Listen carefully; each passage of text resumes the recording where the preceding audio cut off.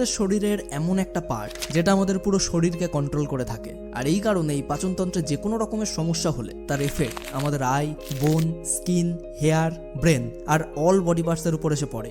এমনকি যদি পাচনতন্ত্র ঠিক না থাকে তাহলে কোনো মানুষই নিজের ওজন বাড়াতে বা কমাতেও পারে না। খাবার ঠিকমতো হজম না হওয়া, কোষ্ঠকাঠিন্য, গ্যাস, বুক জ্বালা, ঠিকমতো খিদে না পাওয়া আর খাওয়ার পর শরীর ভারী হয়ে যাওয়া দুর্বল পাচনতন্ত্রের অন্যতম প্রধান লক্ষণ। তাই আজকের এই ভিডিওটিতে আমরা জানবো যে কি কি কারণে পাচনতন্ত্র দুর্বল হয় এবং সেটাকে কিভাবে ঠিক করা যেতে পারে। তো আজ আমরা কিছু বিশেষ বিষয় সম্পর্কে আলোচনা করব যেগুলো সঠিক পরিমাণে থাকার ফলে আমাদের শরীরের পরিপাক ক্ষমতা অনেক গুণ বেড়ে যায়। খাবার ঠিকমতো পাচিত হওয়ার জন্য শরীরে এই তিনটি জিনিসের থাকা ভীষণ প্রয়োজনীয়।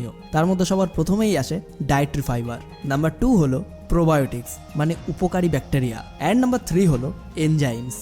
আমাদের পেটে এই তিনটি জিনিসের মধ্যে কোনো একটা যদি কম থাকে তাহলে পাচনতন্ত্র নিজে থেকেই দুর্বল এবং ভারসাম্যহীন হয়ে পড়ে। তাই ভিডিওটা শেষ পর্যন্ত খুব মনোযোগ সহকারে দেখুন এবং বোঝার চেষ্টা করুন। যদি আপনি এই তিনটি বিষয়কে খুব ভালোভাবে বুঝতে পারেন তাহলে আপনার পাচনতন্ত্রজনিত কোনো রকম সমস্যা আর কখনোই হবে না। আর যদি কখনো হয়েও থাকে তাহলে আপনি অবশ্যই জানবেন যে সেটা কিভাবে হতে পারে। তো চলুন ভিডিওটা শুরু করা যাক।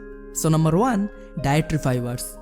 পাচনতন্ত্রের শক্তিকে বাড়ানোর জন্য ডায়েটরি ফাইবারও গুরুত্বপূর্ণ ভূমিকা পালন করে। যদি আমাদের খাবারে সঠিক পরিমাণে ফাইবার না থাকে তাহলে কোষ্ঠকাঠিন্য এবং খাওয়ার পর পেটে গ্যাস অম্বল হওয়াটা কনফার্ম, কারণ খাবারে উপস্থিত ফাইবার আমাদের শরীরের সমস্ত পোষকতন্ত্রকে কন্ট্রোল করে থাকে, যেটা অন্ত্রে উপস্থিত দূষিত পদার্থকে শরীর থেকে বার করে দিতে সাহায্য করে।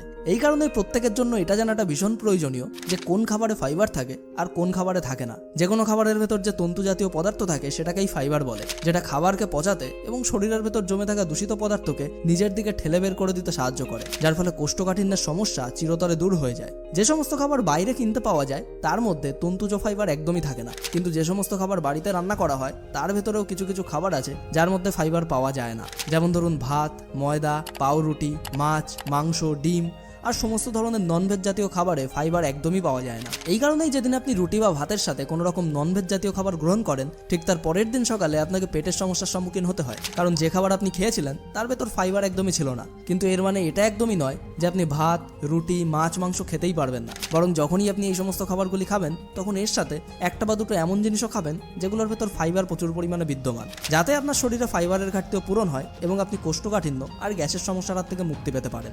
এখন আমাদের আসল জানার বিষয়বস্তু হলো যে আমাদের শরীরে এই ফাইবারের ঘাটতিকে কিভাবে পূরণ করা যেতে পারে। সাধারণত দুটো উপায়ে আমাদের শরীরে ফাইবারের ঘাটতিকে পূরণ করা যেতে পারে। প্রথমটা হলো খাবারের মাধ্যমে, আর দ্বিতীয়টা হলো ফাইবার সাপ্লিমেন্টের সাহায্যে। খাবারের ভেতর ফল, সব ধরনের শাকসবজি, গ্রিন ফুড জাতীয় খাবারে ফাইবার উপস্থিত থাকে। বিশেষ করে আপেল, আমলকি, ভেন্ডি, গাজর, ব্রকলি, বাঁধাকপি, টমেটো, খোসাযুক্ত ডাল, ব্রাউন রাইস, মটর এবং পালং শাকের মতো শাকসবজিতে ফাইবার প্রচুর পরিমাণে উপস্থিত থাকে। এই কারণে সবথেকে ভালো পদ্ধতি হলো আপনি প্রত্যেক দিন সকালের শুরুটা কোনো একটা ফল খাওয়ার মাধ্যমে করুন। আর যখনই আপনি খাবার খাবেন তখন আপনার খাবারের পাতে রুটি এবং ভাতের পরিমাণ কম এবং সবজির পরিমাণ বেশি রাখুন। এই সবজির ভেতর আপনি রান্না করা সবজি এবং এর সাথে শসা, গাজর এবং পেঁয়াজের মতো সবজিকে স্যালাড হিসাবে খাদ্য তালিকায় অ্যাড করতে পারেন। আর যদি আপনি নন ভেজের সাথে রুটি বা ভাতকে গ্রহণ করে থাকেন তাহলে আপনাকে আজ থেকেই এই অভ্যাসটা পাল্টাতে হবে এবং এর পাশাপাশি যে কোনো একটা সবজি বা স্যালাডকে আপনার রেগুলার ডায়েট চার্টে অ্যাড করতে হবে। এটা করার ফলে আপনি কোষ্ঠকাঠিন্য এবং গ্যাস অম্বলের হাত থেকে মুক্তি পাবেন। খাবারের পাতে শাকসবজি জাতীয় খাবার যতটা বেশি হবে কোষ্ঠকাঠিন্য এবং গ্যাস অম্বল আপনার থেকে ততটাই বেশি দূরে থাকবে। আর বর্তমান লাইফস্টাইলে প্রত্যেক বেলা খাবারের পাতে সঠিক পরিমাণে সবজি খাওয়াটা কোনো মানুষের পক্ষে সম্ভব নয়। তাই যখনই আপনার মনে হবে যে যতটা সবজি আপনার খাওয়ার প্রয়োজন ছিল ততটা আপনি খেতে পারছেন না, সেক্ষেত্রে আপনি ফাইবার সাপ্লিমেন্টও ব্যবহার করতে পারেন। আর ফাইবার সাপ্লিমেন্ট হিসাবে ইসবগুলের ভুসিকে চুজ করাটা আপনার জন্য অনেক বড় একটা অপশন হতে পারে, কারণ ইসবগুলো একটি ফাইবার সাপ্লিমেন্ট যেটা সবজি কম খাওয়ার ফলে আমাদের শরীরে যে ফাইবারের ঘাটতি দেখা দেয় সেটাকে একটা লিমিটেড টাইম পর্যন্ত পূর্ণ করতে সক্ষম। আর এই ইসবগুলকে সাপ্লিমেন্ট হিসাবে ব্যবহার করার জন্য আপনাকে একটা ছোট্ট চামচ ইসবগুলের ভুসিকে 1 গ্লাস জলের ভেতর 5 থেকে 10 মিনিটের জন্য ভিজিয়ে রাখতে হবে। আর যখন এটা পুরোপুরিভাবে ফুলে উঠবে তখন সেটা যে কোনো সময় খাবার খাওয়ার 10 থেকে 15 মিনিট পর ব্যবহার করতে পারেন। তবে কোষ্ঠকাঠিন্যের হাত থেকে রেহাই পাওয়ার জন্য রাতে খাবার খাওয়ার পর এটা ব্যবহার করাটা খুবই এফেক্টিভ। ভুসি আপনাকে সবসময় নন ফ্লেভার ইউজ করতে হবে, কারণ একমাত্র নন ফ্লেভার ইসবগুলের ভুসি সম্পূর্ণ পিওর আর সব থেকে বেশি উপকারও এটা থেকেই পাওয়া যায়। এখানে আরেকটা বিষয় মাথায় রাখতে হবে যে শাকসবজি খাওয়া ছেড়ে দিয়ে সবসময় ইসবগুলের ভুসির উপর ডিপেন্ডেন্ট হওয়া যাবে না, কারণ ইসবগুলের ভুসি থেকে শরীর শুধুমাত্র ফাইবার পেয়ে থাকে, কিন্তু সবজি এবং ফলমূল খাওয়ার ফলে ফাইবারের সাথে সাথে ভিটামিন এবং মিনারেলসও শরীরে অ্যাড হয়, যেগুলো শরীরের বিভিন্ন ফাংশনাল কাজকর্মে হেল্প করে থাকে। তাই ইসবগুলোর সাথে সাথে শাকসবজি এবং ফলমূলকেও আপনার ডেলি ডায়েট চার্টে অ্যাড করা উচিত।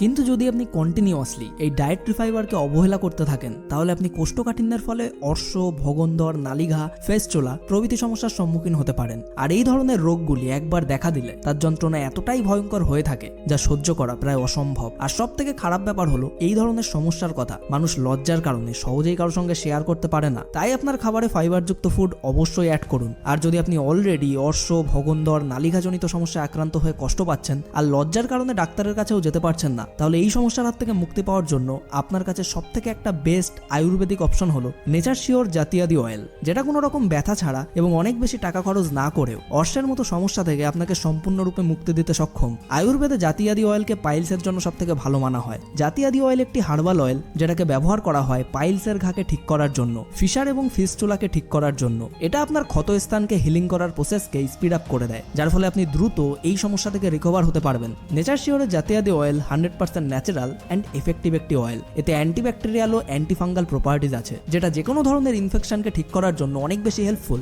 এই জাতিয়াদি অয়েল পাইলসের ব্যথা, চুলকানি, ফুলে যাওয়া ও জ্বলনকে কমানোর জন্য অনেক বেশি এফেক্টিভ। এছাড়াও ওই তেলকে আপনি ব্যবহার করতে পারেন ফোড়া হলে, কোনো ঠোসকাতে, কোনো পোকামাকড় কামড়ালে, এমনকি ফাটা গোড়ালিতেও। আর পাইলসের থেকে মুক্তি পাওয়ার জন্য এই অয়েলের কয়েক ফোঁটা নিয়ে আপনার ব্যথা জায়গায় ততক্ষণ মালিশ করুন যতক্ষণ এই তেলটি টোটালি অ্যাবজর্ব না হয়ে যায়। আর এমনভাবেই আপনাকে দিনে 2 বার অবশ্যই করতে হবে এবং নিয়মিত ব্যবহার করার ফলে আপনার অর্শের ক্ষত জায়গাটি ধীরে ধীরে শুকিয়ে গিয়ে ব্যথা সম্পূর্ণ দূর করে দেবে। তাই যদি আপনি